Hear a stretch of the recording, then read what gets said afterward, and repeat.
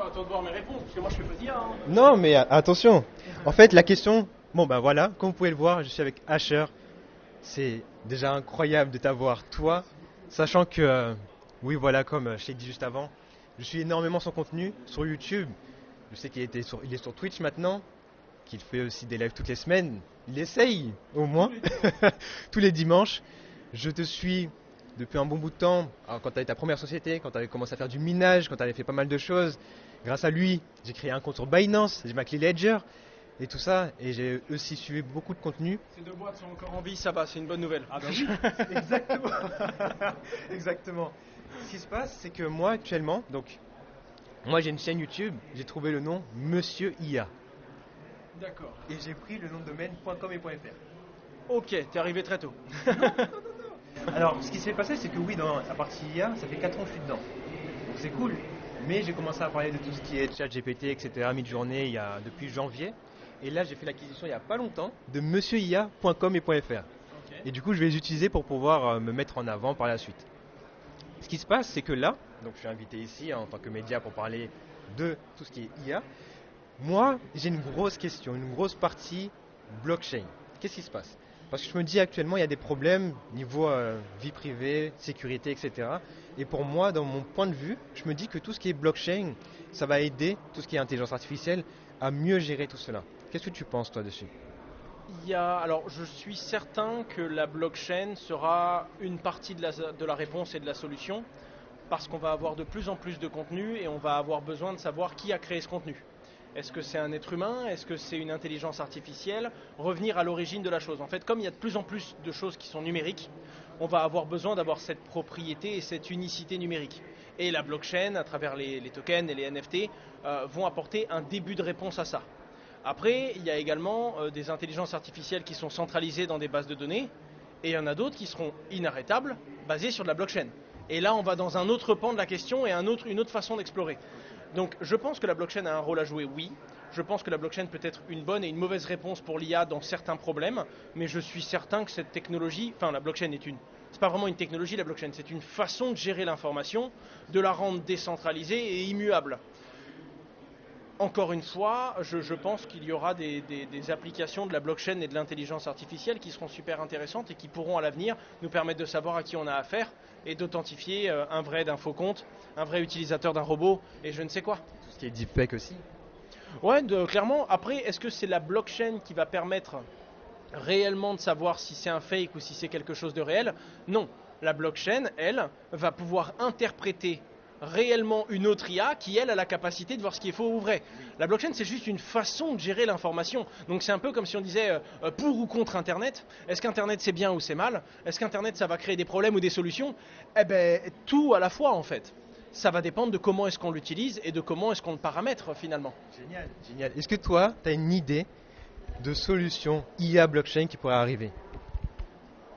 Je pense que sur l'authentification, on va s'éloigner des mots de passe, ou du moins juste des mots de passe. C'est un peu comme, tu sais, le 2FA. Tu te connectes, tu as un mot de passe, mais en plus de ça, on te demande un code à 6 chiffres sur ton téléphone ou un code SMS. C'est devenu un standard aujourd'hui. Avant, c'était vraiment que quand c'était très important et très sécurisé. Pareil, regarde les QR codes. Aujourd'hui, le QR code est un standard. Il y a 5 ou 6 ans, c'était pas commun le QR code. Et tu as plein de choses, des bonnes ou des mauvaises choses. Enfin, c'est quand même le Covid qui a accéléré tout ça. Hein. Donc, je ne peux pas te dire ce qui va arriver, mais ce qu'il me semble, si je dessine la ligne fuyante de ce que je vois aujourd'hui, je pense qu'on sera dans un monde où l'authentification, ce sera plusieurs choses. Ce que j'ai, ce que je suis et ce que je sais. Donc, un mot de passe, ce que je sais. Ce que j'ai, ça peut être quelque chose de biométrique, ton pouce ou ton visage avec Apple par exemple. Et ensuite, un code supplémentaire, ce que je possède, qui peut être du coup un 2FA ou quelque chose comme ça. Je pense que ça va augmenter la sécurité dans l'authentification et qu'on aura besoin de ça pour être sûr quand on se connecte sur un site internet qu'on a affaire à un être humain et non pas un robot qui vient faire X ou Y action à ta place. Très bien, très très très bien. Waouh, c'est ça que je voulais parler avec Asher. Je pensais pas que j'allais le trouver. Hein. Mais là, le fait de l'avoir, ça me permet de parler de toutes ces blockchains pour la partie IA et avoir un expert comme toi aussi parler dessus, ça me fait plaisir. Sachant que voilà, ce contenu, sans doute, il va être sur YouTube. Bien sûr, ça ne me dérange pas. Pourquoi, Pourquoi pas? Et peut-être sur LinkedIn, je sais que tu te mets un petit peu dessus, mais pas trop. Parce que J'utilise LinkedIn, j'ai un petit peu de mal à faire mon storytelling parce que je suis tellement en train de gérer des problèmes que j'ai pas le temps de les raconter. pourquoi tu n'utilises pas l'IA? Parce que j'avance tout doucement quand il y a ces nouveaux outils, je les prends avec précaution et j'essaye de pas trop faire de générique, j'essaye de consacrer un certain temps derrière tous mes contenus et j'aime bien voir les retours des gens. Et donc je pense que le jour où je ne fais que distribuer, je perds un peu cette proximité. Je suis obligé de le faire, évidemment, je peux pas regarder les retours de tout le monde, mais j'essaye de garder une certaine proximité avec mon audience encore aujourd'hui. C'est ce que tu fais. J'ai une communauté assez forte.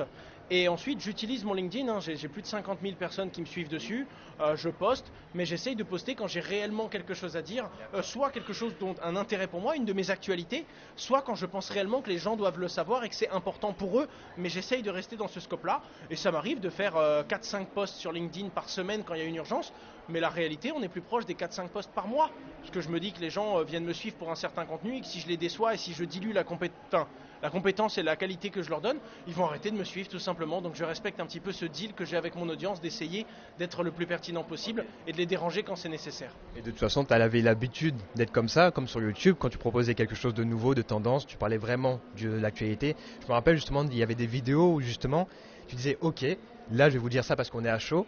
Et justement, voilà, dites-moi en commentaire s'il se passe quelque chose, s'il faut rajouter quelque chose. Donc ça aussi, c'est vraiment important pour toi. N'oubliez pas qu'on est tel jour, telle date et que je vous dis ça avec 12 heures de recul. Exactement, c'est vrai. On dit qu'une entreprise doit pivoter quand elle s'en sort plus. Tu sais, elle n'arrive plus à vendre son produit, elle est au bout, elle doit pivoter, faire autre chose. Dans le monde de la blockchain et des crypto-monnaies, c'est notre métier de pivoter. Parce que l'actualité et la grosse tendance d'aujourd'hui ne sera peut-être pas celle. Enfin, tu te rends compte, on est passé par blockchain, IA, blockchain, NFT. Ensuite, on a eu métaverse, IA. C'est quoi dans 2 mois? J'en sais rien. Je pense que le métaverse aura un avenir à jouer, c'est sûr. Je pense que l'IA va évoluer, on va en reparler. Je pense que la blockchain a encore beaucoup de choses à proposer, mais à l'instant T, il y a la tendance, c'est ça. Il y a la tendance, il y a le buzz, et il y a la réalité qu'il y a derrière et ce qu'on va construire. Et ça, c'est une question de plusieurs années. Génial. Qu'est-ce que tu penses de tout ce qui est Apple Vision Pro? J'en ai pas eu encore en main.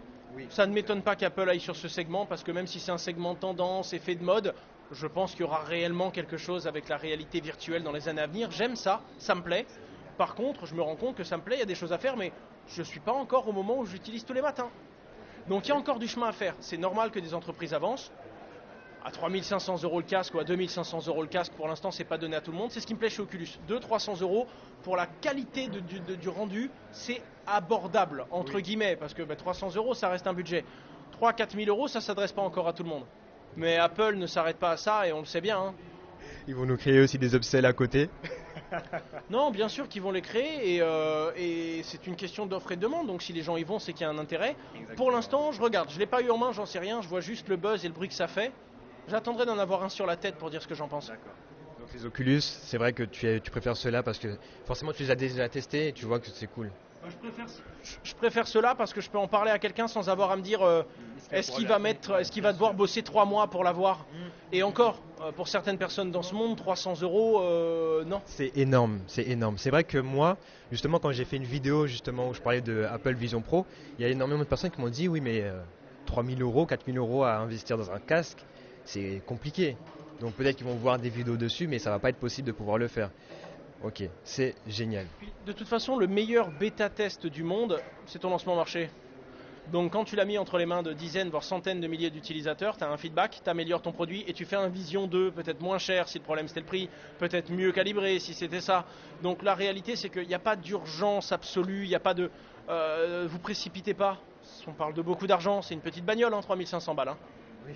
Voilà, donc non, je pense qu'il faut prendre du recul et si à un moment c'est nécessaire que tout le monde en ait un, ça se verrait. Et si c'est réellement nécessaire, ils vont prendre la techno et il y a une autre marque qui le fera un peu moins cher et qui permettra d'accéder à ce monde-là. Il ne faut pas se précipiter.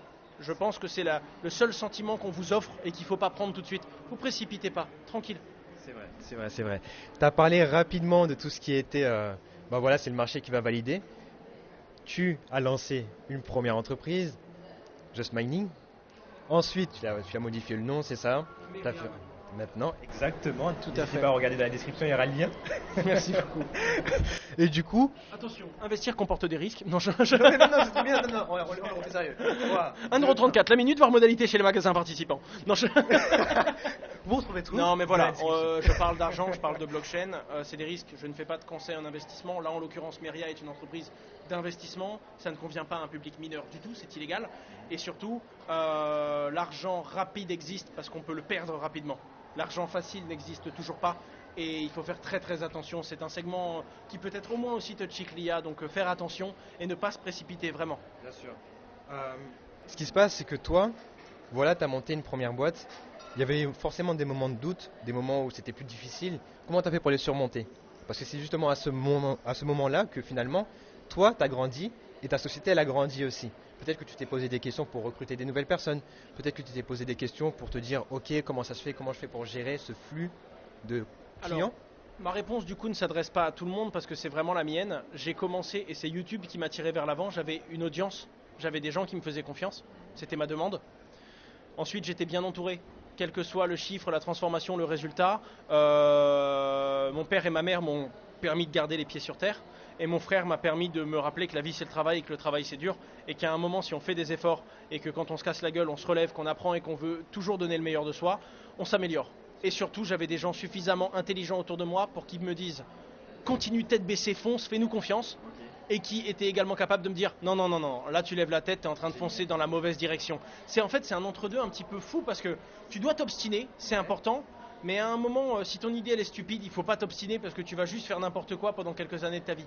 Et donc il faut être capable d'avoir ces gens qui, non, là je te dis, obstine-toi, vas-y. Mais des personnes qui sont également capables de te dire, là tu essayes de briser un mur de béton avec une cuillère, tu n'y arriveras pas, c'est mathématique. En fait, on est la moyenne des 5 personnes qu'on côtoie le plus. Je sais que voilà, par rapport à ta famille, du coup, ton frère aussi qui t'a beaucoup aidé et toutes les personnes qui étaient autour, ça t'a beaucoup aidé à vraiment te dire. Oui. Et il y a ouais. eu des pros, enfin, après ça dépend de ton environnement, tu as l'environnement pro, tu as l'environnement perso, tu as un équilibre à trouver, je pense. 5 personnes, c'est peut-être un peu, léger, petit. mais je pourrais peut-être en citer 10-15 qui sont l'essence de ce que je suis aujourd'hui, oui. Génial, génial, génial, c'est incroyable. Owen, quoi. Les amis Owen devant nous. C'est trop bien. Écoute, je pense que j'ai quand même fait le tour. Je t'ai posé pas mal de questions. Je devais te poser qu'une seule question. Tu m'avais dit 5 minutes, hein. J'avais dit 5 minutes, c'est vrai. Mais je suis tellement content de l'avoir que j'étais obligé de poser des questions. Là, Il n'y a pas de souci. je sais que tu es énormément pris avec tout ça. Moi, je te souhaite vraiment le meilleur. Merci Le meilleur beaucoup, parce ça que me touche. ce que tu nous proposes sur YouTube comme qualité, c'est vraiment quelque chose qui nous a aidés, hein. Moi et d'autres personnes qui vont regarder cette vidéo, qui vont se reconnaître et qui m'accompagnent aujourd'hui, parce que comme tu l'as dit, en fait, il faut être accompagné de personnes qui vont te dire ok, fais ci, fais ça, c'est pas bien, là non, tu fais des bêtises, là c'est bien ce que tu fais, etc.